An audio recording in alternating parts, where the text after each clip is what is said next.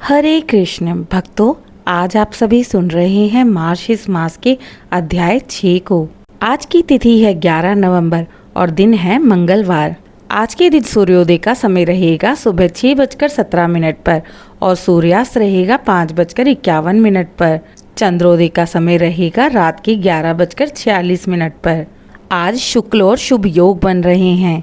ब्रह्म मुहूर्त प्राप्त हो रहा है सुबह 4:37 से 5:27 के बीच का और अभिजीत मुहूर्त रहेगा सुबह 11:40 से दोपहर 12:27 तक। गोधूली मुहूर्त होगा शाम के 5:51 से शाम के 6:15 तक। आज स्वार्थ सिद्धि योग बन रहा है जिसका समय रहेगा शाम के 6:17 से।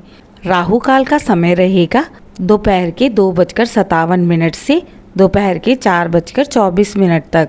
आइए भक्तों, आज की कथा का श्रवण करते हैं। सभी बोलो जय श्री हरि। मार्गशीर्ष मास की श्रृंखला के इस छठे अध्याय में आप सभी श्रवण कर रहे हैं एक ऐसी कथा जो बाल्य अवस्था में ही अटल भक्ति और दृढ़ संकल्प का प्रतीक बन गई। यह कथा है बाल भक्त ध्रुव की, जिसने अपमान सहकर भी हार नहीं मानी और कठोर तपस्या से भगवान विष्णु को साक्षात दर्शन दिए। तो आइए भक्तों, ध्रुव चरित्र अटूट भक्ति की प्रेरक कथा को सुनते हैं। जय श्री हरि। पुराणों में वर्णन है प्राचीन काल में स्वयंभू मनु नामक राजा थे जो अत्यंत धर्मात्मा और न्याय प्रिय थे। उनकी 2 पत्नियां थी, सुनीति और सुरुचि। राजा के दोनों से पुत्र हुए। सुनीति के पुत्र का नाम था ध्रुव और सुरुचि के पुत्र का नाम था उत्तम। एक दिन 5 वर्ष का बालक ध्रुव राजा के सिंहासन के पास जाकर बैठना चाहता था। उसे लगा मैं भी राजा का पुत्र हूँ तो मुझे भी पिता की गोद में बैठने का अधिकार है। किंतु तभी उसकी सौतेली माँ सुरुचि ने क्रोध से कहा, ध्रुव तुझे यह स्थान पाने का अधिकार नहीं है। यदि तू मेरे गर्भ से जन्मा होता तभी तू इस सिंहासन पर बैठ सकता था। जा पहले भगवान की आराधना कर, शायद वे तुझे यह वरदान दे दें। यह सुनकर बालक ध्रुव का हृदय टूट गया। वह रोते हुए अपनी माँ सुनीति के पास पहुंचा और बोला, माँ क्या मैं पिता की गोद में कभी नहीं बैठ सकता? सुनीति ने कहा, बेटा तेरी सौतेली माँ ने जो कहा वह कठोर है, परंतु सत्य यह है कि भगवान ही सबके भाग्य का निर्धारण करते हैं। अगर तू सच्चे मन से उनका ध्यान करेगा तो वे तुझे ऐसा राज्य देंगे जिसे कोई छीन ही ना सके। ध्रुव ने निश्चय किया, अब मैं भगवान को पाने के लिए तपस्या करूंगा। उसने माता से आशीर्वाद लिया और अकेला ही घने वन की ओर निकल पड़ा। रास्ते में उसे देवऋषि नारद मिले। उन्होंने पूछा, बालक तू इतनी कम उम्र में वन में अकेला कहाँ जा रहा है? ध्रुव ने हाथ जोड़कर कहा, मुझे अपने आराध्य भगवान विष्णु को पाना है। नारद मुस्कुराए और उन्होंने कहा, वत्स तेरी उम्र तो खेलने की है, यह कठिन मार्ग कैसे चलेगा? ध्रुव ने दृढ़ निश्चय से कहा, गुरुदेव यदि कोई अपने अपमान का उत्तर भक्ति से दे तो वही सच्चा साधक कहलाता है। नारद प्रसन्न हुए और उन्होंने कहा, तू सच्चा भक्त है ध्रुव। मैं तुझे वह मंत्र देता हूँ जिससे भगवान प्रसन्न होंगे। कहो, ओम नमो भगवते वासुदेवाय।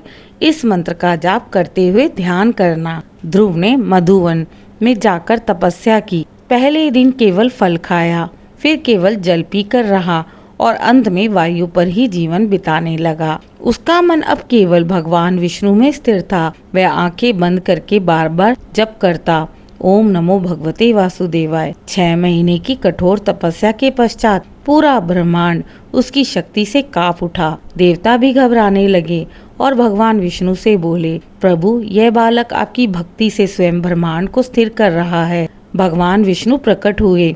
उन्होंने अपने हाथ में शंख चक्र गदा पद्म धारण किए थे। उनकी छवि को देखकर ध्रुव आनंद से भर गया। वह विस्मित हो गया। उसकी वाणी रुक गई। भगवान ने मुस्कुराते हुए उसके मस्तक पर शंख का स्पर्श किया। तुरंत ध्रुव के मुख से शब्द निकले, प्रभु मैंने तो राज्य पाने की इच्छा से तपस्या की थी, पर अब मैं आपको पाकर सब भूल चुका हूँ। अब मुझे केवल आपका चरण स्पर्श ही चाहिए। भगवान विष्णु ने कहा, वत्स ध्रुव तेरी भक्ति अटल है। तुझे एक ऐसा स्थान प्राप्त होगा जो ध्रुव रहेगा। तू स्वर्ग मृत्यु समय से भी परे ध्रुव तारा के रूप में प्रतिष्ठित होगा। ध्रुव ने नम्रता से कहा, प्रभु यह तो आपकी कृपा है। भगवान अदृश्य हो गए और ध्रुव शांत चिन्ह से अपने राज्य लौट आया। भक्तों, ध्रुव चरित हमें यही सिखाता है कि भक्ति में आयु, परिस्थिति या साधन नहीं, संकल्प और विश्वास ही सबसे बड़े होते हैं। जब हम दुख, अपमान और कठिनाई के बीच में भी भगवान का नाम लेते हैं तो वे स्वयं हमारे जीवन में चमत्कार करते हैं। ध्रुव की तरह अडिग श्रद्धा रखने वाला भक्त कभी भी व्यर्थ नहीं जाता। भक्तों, बालक ध्रुव की यह कथा भक्ति और शक्ति और दृढ़ निश्चय का प्रतीक है। ध्रुव की कथा हमें यही सिखाती है कि अगर मन सच्चा हो और भगवान के प्रति प्रेम हो तो वे साक्षात दर्शन देते हैं। इस मार्गशीर्ष मास में ध्रुव कथा को श्रवण करने से मन में स्थिरता, शांति और आत्मबल प्राप्त होता है। जय श्री हरि। भक्तों, अगर आपको आज का अध्याय पसंद आया हो तो दिशा स्पिरिचुअल चैनल को लाइक, शेयर, सब्सक्राइब करें। कमेंट में जय श्री हरि अवश्य लिखें।